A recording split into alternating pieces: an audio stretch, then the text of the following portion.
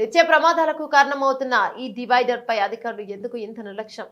నందలూరు రాజంపేట మండలాల మధ్య చెయ్యేరుపై నిర్మించిన బ్రిడ్జికి చివరన సాయిబాబా గుడి దగ్గర ఉన్న ఈ గుంత డివైడర్ నిత్య ప్రమాదాలకు కారణమవుతుంది. దూరం నుంచి చూస్తే మామూలుగా రోడ్డుపై ఉండే ఈ గుంత దగ్గరకు వస్తే కానీ తెలియదు ఇది ప్రమాదాలకు కారణమయ్యే గుంతనే.